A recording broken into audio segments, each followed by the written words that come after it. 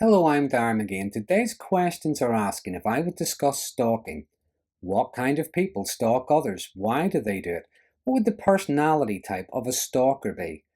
To answer those questions, I'm going to look at some of the research that has been carried out into stalking, and I'll add the links to that research in the description of this video. But I'm also going to look at the different kinds of stalker and the effect that being stalked can have on its victims.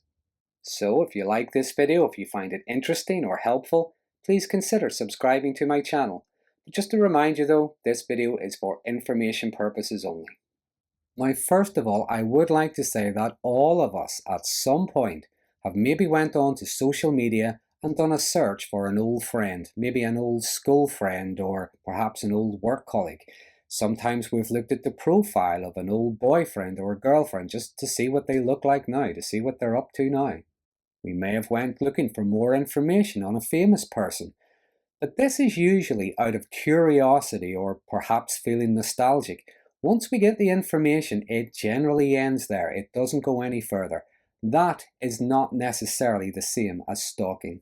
Stalking is not a single act.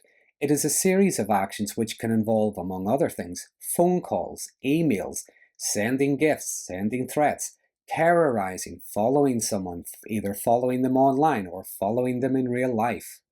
It is defined as repeated and persistent unwanted communications, approaches, intrusions into someone's life, into their privacy, and there can be many different levels to it.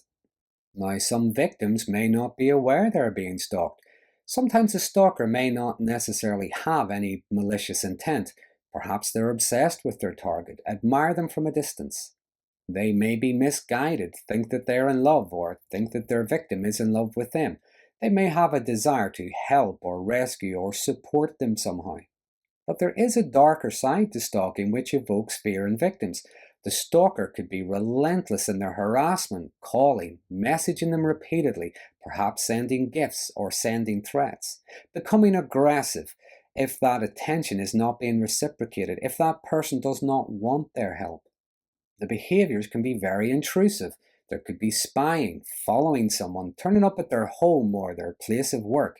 They could be recruiting others to follow and gather information or to communicate on their behalf. Stalking is a form of mental abuse. It is a form of mental assault. And social media has made stalking easier. Stalkers can follow and spy on their victims without ever having to leave their home. Someone could be stalked by someone with multiple accounts, or they could be stalked by multiple people with the same agenda. Now, when the stalker is a stranger, it may be because they fantasize over someone or have a hatred for someone. There may be threats of violence, sexual threats. There could be threats of dire consequences if the victim does not comply. There could be constant communication, letting the victim know you have no privacy. You are not safe.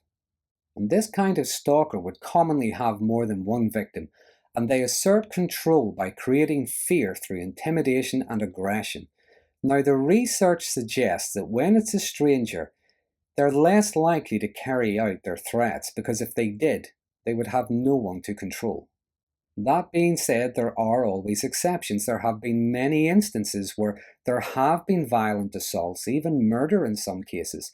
But the fact that there are threats there at all, whether those threats are genuine or not, can be terrifying for the victim. Former, sometimes current partners would be the most common type of stalker. Now, for a current partner who stalks, they could be maybe obsessed with knowing everything about their partner, their whereabouts, their activities, even following them when they go out. They could experience an intense anger and intense anxiety if they don't know where the partner is, if they feel they have no control over the partner. 80% of people who have been in abusive relationships have claimed that they were stalked by their partner during the relationship. For an ex-partner, the loss of relationship can feel like a bereavement. They want to keep some kind of contact, but it is not reciprocal. Now, some may just disappear into the background, watch from a distance. Other times it can be more sinister, more threatening. Stalking from a former partner tends to be more persistent and usually lasts longer. A study from the UK's Stalking Threat Assessment Centre described ex-partner stalking as potentially the most dangerous, as they have easily bruised egos, flimsy interpersonal boundaries, smouldering rage and jealousy, and a relentless tenacity. But what kind of person stalks other people? What is it motivates them? Well, not all stalkers would suffer from things like hallucinations or delusions. Some may. There may be a delusional or a psychotic disorder present, but many do suffer from other forms of mental illness. Now, this could include depression, addiction, substance abuse, and personality disorders. Many suffer with obsessiveness and paranoia. There is also a high prevalence of insecurity, anger, and impulsiveness. In 2012, an article published in the journal Aggression and Violent Behavior stated, "Stalkers can fall under a variety of diagnoses. This could include psychotic disorders, personality disorders such as narcissistic personality disorder, and delusional disorders. The motivations for stalking can include a delusional belief in a romantic destiny, a desire to reclaim a prior relationship, a sadistic urge to torment the victim, or a psychotic over-identification with the victim and the desire to replace them." I would also suggest there are strong elements of antisocial personality. Now, this could include psychopathy and sociopathy. Also, it's not uncommon for there to have been a history of domestic abuse. Now, Paul Mullen and the team from Victoria's Forensic Care Centre, now that's a high security hospital for mentally ill offenders, they analysed the behaviours of 145 stalkers, and based on their analysis, Mullen and the others proposed there are 5 stalker subtypes. Firstly, there is the rejected stalker. They pursue their victims in order to reverse or to avenge a rejection. Commonly, this might be a partner who does not want to accept the end of the relationship. It could also be a family member, a parent, or a friend that the victim has broken contact with.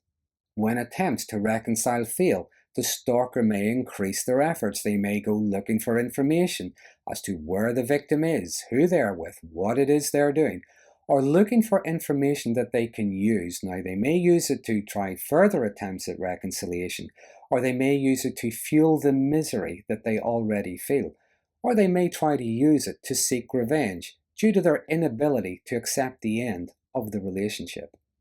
They may use manipulative behavior such as bringing or threatening to bring legal action against their victims. They may label their victims as having a mental illness. They may even threaten to harm themselves or someone else to coerce their victims to intervene. But these tactics are all about trying to force the victim into some kind of contact. Then there is the incompetent stalker. Now, they may have a fixation or an obsession, or in some cases, a sense of entitlement to an intimate relationship or friendship with someone who has attracted their attention. This person believes their behavior might lead to a closer relationship, seeking some kind of contact or intimacy. Now, Mullen believed that this kind of stalker to be socially awkward and intellectually limited. They tend to continue stalking even when their victim is not reciprocating, and tend to use methods that can be creepy, frightening, and counterproductive. Next, there is the intimacy seeker. Now, this is when someone identifies, usually a stranger, though not all the time, but they identify someone and believe that they are the one. They try to establish a friendship or an intimate, loving relationship with their victim. It's like they were meant to be together. They fantasize and sometimes behave as if the love is reciprocated. Then there is the predator stalker. Now, they have no desire for any relationship with their victims. They just want power and control. They find pleasure in gathering information about their victim now, either getting it from others or from those close to the victim, or perhaps searching back through social media posts, comments from years back. Any information is power to them. They might try to use it to manipulate or to use against their victims. They use it to justify their actions to themselves. They often troll their victims, fantasizing about assaulting them or spying on their victims in order to plan an assault. They tend to want to gain control of others, often due to feeling little or no control over their own lives, and they tend to have voyeuristic and sadistic desires. And lastly, there is the resentful stalker. Now, this stalker feels some sense of injustice and desires revenge against their victim. They pursue a vendetta out of some sense of grievance. They are motivated mainly by a desire to frighten and to punish their victim.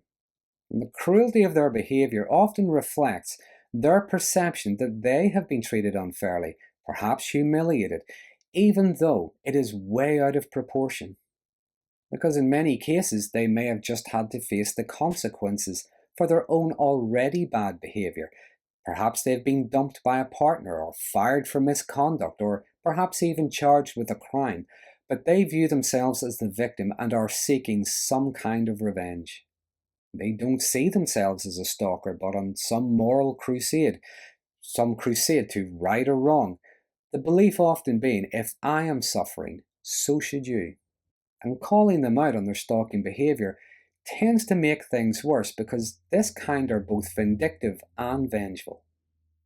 But regardless of the type of stalker, their motivations, among other things, what we often see is a need to control others, an inability to cope with any kind of rejection, low self-esteem, selfishness, narcissistic and sadistic behaviors. They can be manipulative and deceitful and can have a dependency on others.